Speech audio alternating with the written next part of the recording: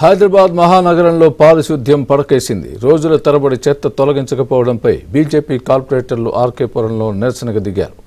ఓవైపు భారీ వర్షాలు, మరోవైపు చెత్త సమస్యతో నగరవాసులు తీవ్ర ఇబ్బందులకు గురవుతున్నా జీహెచ్ఎంసీ అధికారులు పట్టించుకోవడం లేదంటూ మండిపడ్డారు.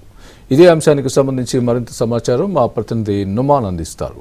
నుమాన్, హైదరాబాద్ నగరంలో పారిశుద్ధ్యం పడికేసింది. సిటీలో రోడ్ల మీద ఎక్కడికక్కడ కూడా చెత్త పేరుకుపోతున్నటువంటి పరిస్థితి మనకు కనిపిస్తుందని చెప్పొచ్చు. ముఖ్యంగా ఇటు నగరంలోని ప్రధాన బస్తీలతో పాటు ఏదైతే ప్రధాన కాలనీలు రోడ్ల మీద కూడా చెత్త పేరుకుపోతున్నటువంటి పరిస్థితి మనకు కనిపిస్తుందని చెప్పొచ్చు. ప్రస్తుతం నేను ఏదైతే ఆర్కేపురం దగ్గర ఉన్నాను, మనము ఒకసారి చూడొచ్చు రోడ్ల మీద చెత్త ఏ విధంగా పేరుకుపోయింది అనేది కూడా మనకి ఇక్కడ చూస్తే అర్థమవుతుంది. సో ముఖ్యంగా ఇటు హైదరాబాద్ నగర వ్యాప్తంగా దాదాపు ప్రతి చోట్ల కూడా 6 జోన్ల పరిధిలో కూడా ఇదే సిచ్యువేషన్ అయితే మనకు కనిపిస్తుందని చెప్పొచ్చు. సో ఇటీవల కాలంలో అంటే ఇప్పటికే మాన్సూన్ కూడా ప్రారంభం కావడంతో నగరంలో రోడ్ల మీద ఎక్కడికక్కడ చెత్త పేరుకోవడంతో ఇటు స్థానికులైతే తీవ్ర ఇబ్బందులు పడుతున్నారు. ఓవైపు వర్షాలు, మరోవైపు చెత్త కుప్పలతో ప్రజలకైతే ఇబ్బందులు తప్పట్లేదని చెప్పొచ్చు. ప్రస్తుతం ఏదైతే మనం చూస్తున్నాం బీజేపీ నేతలు కూడా ఉన్నారు, వారితో కూడా మాట్లాడదాము. ఇటు శ్రీరామ్ గారు చెప్పండి, ప్రధానంగా హైదరాబాద్ నగరంలో అనేక ప్రాంతాలతో పాటు ముఖ్యంగా ఇటు ఎల్బీ నగర్ కానివ్వండి, దాంతోపాటు మహేశ్వరంలో కూడా రోడ్ల మీద ఎక్కడికక్కడ చెత్త పెరిగిపోతున్నటువంటి పరిస్థితి. సో ఎలా చూస్తారు, ఏమంటారు?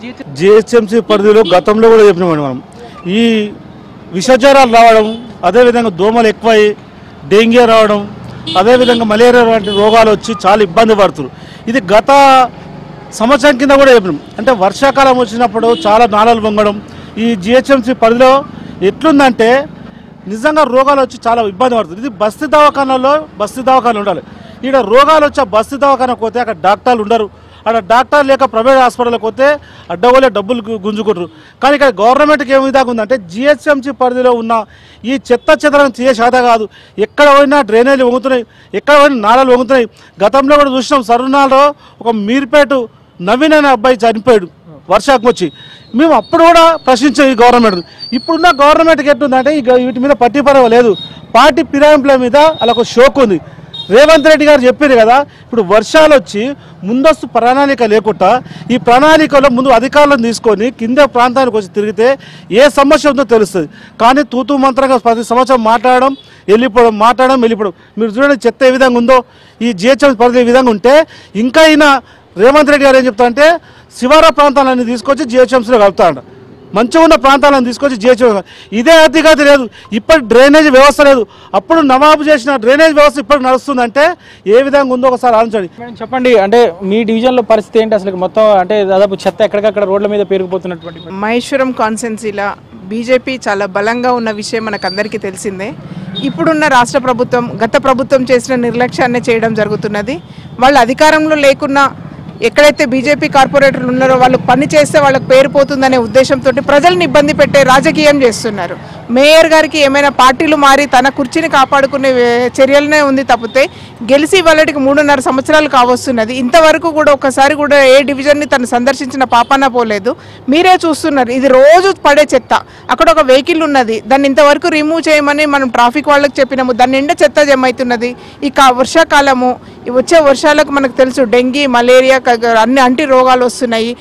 ఇక్కడ ఉండే బస్తీవాసులు అందరూ ఆర్థికంగా పెట్టాలి అంటే ఇబ్బందికరమైన విషయము. ప్రజలకు తెలుసు, ఒక కాంట్రాక్టర్ రావట్లేడు వర్క్ చేద్దాము అంటే, నాలల్లో చెత్త తీయమంటే సిల్ట్ తీసే లేబర్ రావట్లేదు. ఏదైనా టెండర్ వేస్తే మేము 20, 21, 22, 23 అంతకుముందు కూడా వర్క్లో ఏదైతే శాంక్షన్ చేయించినామో ఆ వర్క్స్ మొత్తం కూడా ఇవాళ కాంగ్రెస్ గవర్నమెంట్ క్యాన్సిల్ చేయడం జరిగినది.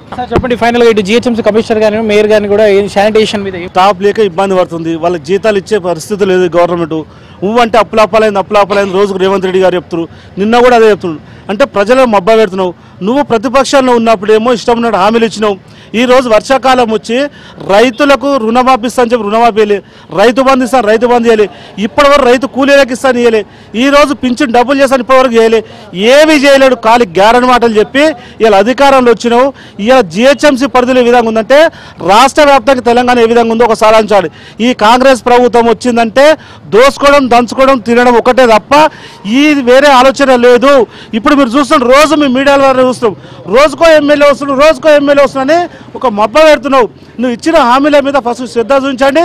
ఈ జిహెచ్ఎంసీ పరిధిలో చెత్తని క్లీన్ చేసే బాధ్యత తీసుకోవాల్సిందిగా భారతీయ జనతా పార్టీ డిమాండ్ చేస్తుంది. చెత్త తొలగించకపోవడంతో అక్కడ ఉన్నటువంటి స్థానికులు కూడా నానా అవస్థలు పడుతున్నటువంటి పరిస్థితి మనకు కనిపిస్తుందని చెప్పొచ్చు. వీడియో జర్నలిస్ట్ శ్యామ్తో నుమాన్, ఆంధ్రజ్యోతి, ఆర్కేపురం నుంచి.